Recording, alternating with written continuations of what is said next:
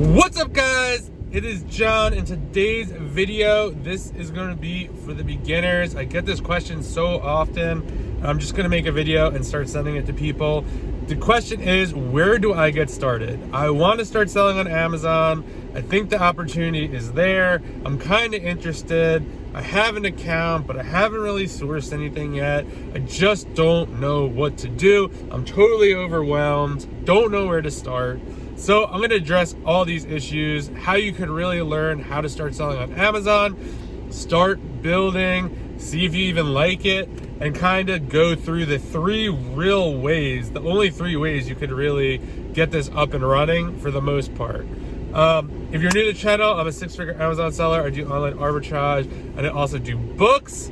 And I teach you guys how to make money selling on Amazon. So if you're into that, please like the channel, please subscribe, and let's just get into the video.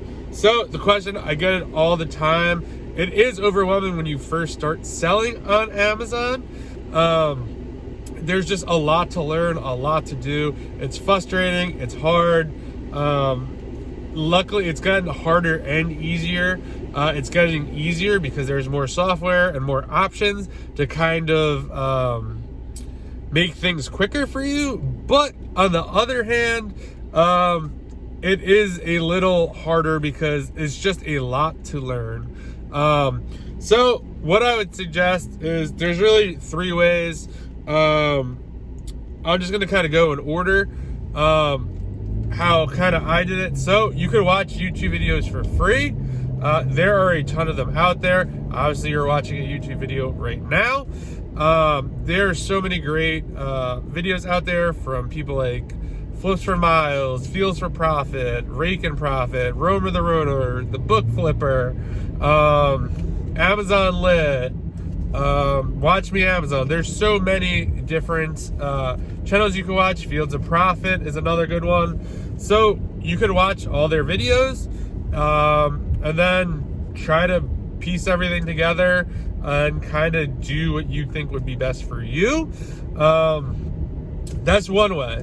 I would suggest probably figuring out the different business models there are on Amazon. So there's basically a wholesale, private label, books, retail arbitrage, and online arbitrage. Those are kind of the main ones that you could do.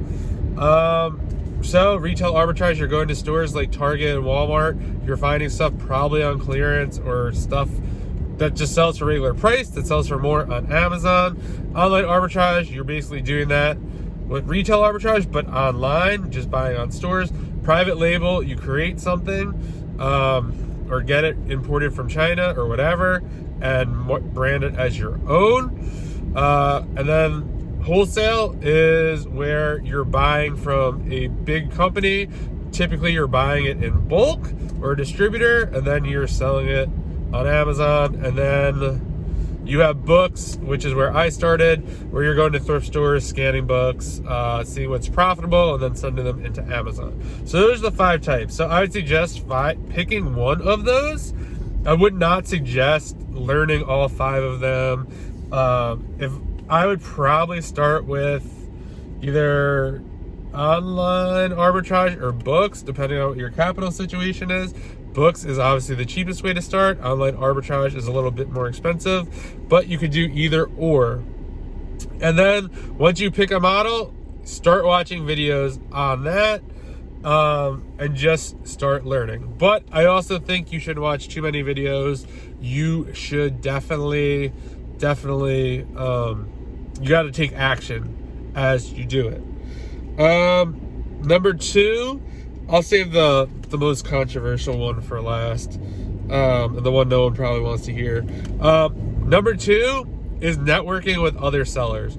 So as you can tell, I'm making this video because I get DM'd all the time. People send me DMs, ask me how to get started. You could do this for all the people that look like they know what they're doing on Instagram or have bigger followings.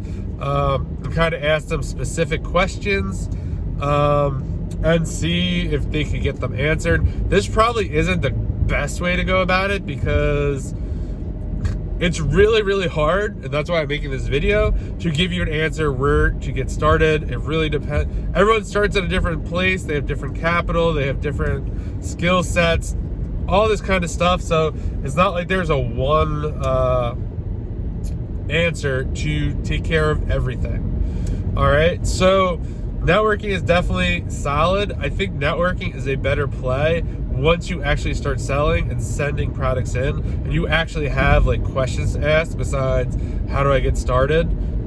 It's more like, hey, I'm starting to send products, and every time I send them in, like the price tanks or whatever. Just more specific questions, not stuff that you could just type into YouTube and like, how do I get started kind of thing. So that's the next one, network with sellers. And number 3 is probably the most controversial one that people hate to hear. You see lots of jokes, lots of memes about it, all over Instagram and sometimes even YouTube and Twitter and all this stuff. But I kind of think, in my opinion, it's the route I prefer to go usually. So you could take a course. Amazon courses get a bad rap because there are a lot of, or not a lot, there are some shady characters out there that are like saying, oh, give me $20,000 or $10,000 mastermind or a $2,000 course or $3,000 course, and the person doesn't even look like they sell on Amazon, and they're just in like flashy cars and stuff. So that is stuff you want to stay away from, but there are a ton of great courses out there. When people reach out to me, I always recommend the FBA roadmap, from Miles, Flips for Miles, and Fields of Profit. Not only are they friends of mine, but they actually did put together a really good course. They were nice enough to let me see what they put together, and it was amazing. They have everything in there, from how to get started, set up your account, the tools that you need to use, pretty much anything and everything you can think of. I think it's like $400 or whatever it is. I'll put a link down below if anyone wants to check it out or whatever. They also have a free Discord. But for me, and this is someone, I don't have a course. I do a little coaching. Like, I don't have anything to sell you. I just kind of try to help you guys out on this channel. But I don't know. For me, I prefer a course because it's just condensed information. I have a lot of other stuff going on, and I really don't feel like going through tons of YouTube videos. You don't even know if they're good. And I can say I recommend the course because I know them. They're my friends. And I've gotten to know them over the 2-3 years. So it's definitely easier for me to know whose courses are legit or not, because I've been in the ecosystem for about 3 or 4 years and kind of know the good players and the bad players. So yeah, I honestly think that's a really great route to go. I've recently taken a course myself, and that's kind of why I think it's funny that, so I had a couple people, I took the online Arbitrage, the OA challenge by Chris Grant. Highly recommend that as well. There currently isn't a session. I think they do it 3 or 4 times a year. I have no idea when the next one is. But a couple of people actually, they do live Q&As, and basically I asked a question to 1 or 2, and I got a couple of messages on Facebook, and they're just like, are you Side Hustle Experiment? I'm like, on Instagram? I'm like, yeah, why? They're like, oh, like, that's crazy. Like, they're kind of shocked that maybe I was like taking the course. I don't know why. Because for me, this is the second time I took it.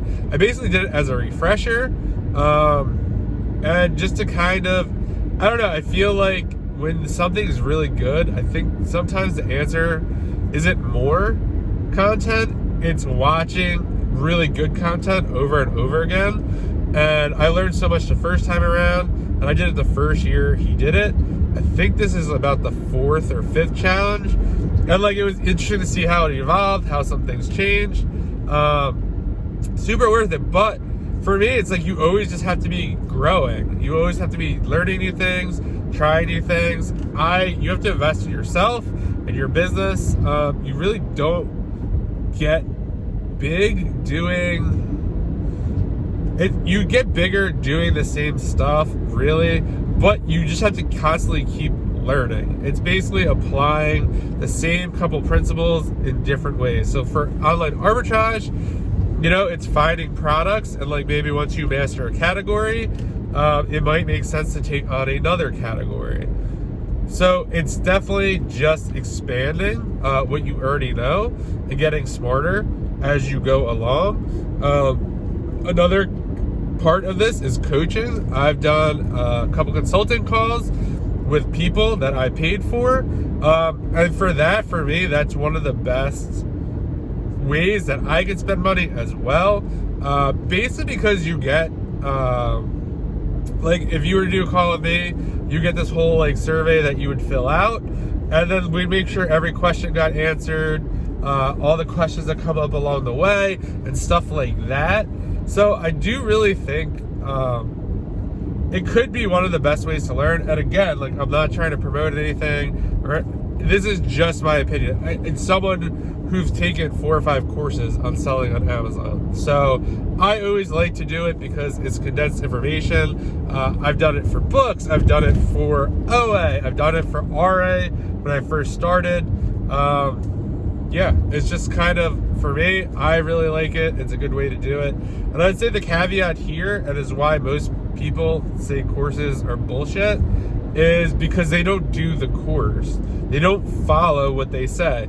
They basically watch a video or two and think they don't know what they're talking about, or they understand it, and then they kind of do not what the content creators of the course said to do. They do their own version of it, or try little bits and pieces, but they don't actually do the whole thing. And they're like, oh, they said I was gonna make my money back, and I could be a 6-figure seller, or make $1,000 my first month. And it's yeah, you can, if you follow the steps they give you. And I think a lot of people don't follow the steps, and then they get super frustrated and mad at the people who made the course and not themselves, which is who you should be mad at.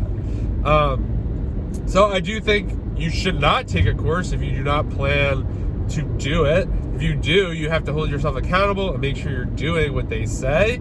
And the best part about taking a course too is once you're going through it, most of the content creators who make the courses are always happy to answer questions, or sometimes they go live and stuff like that, or do live calls, which is always great.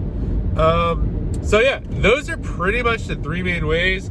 Again, it's really just watching YouTube videos, trying to figure it out yourself, finding which one you want to do, try to piece things together, try stuff, learn, figure out what doesn't work, what does work.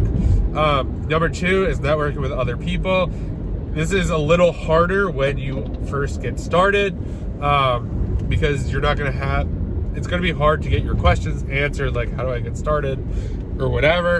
And number 3 is to pay for a course, or coaching, or consulting, or whatever else you might think would be helpful. But the key there is you have to actually do it. So I hope you enjoyed this video. Let me know what you think in the comments. Do you think courses work? Have you taken any? I'm really interested, or what you think the best way to learn is. So drop that in the comments below, and I'll definitely respond to them. And I will see you guys in the next video. Please like and subscribe. And yeah, I'll see you in the next video, guys.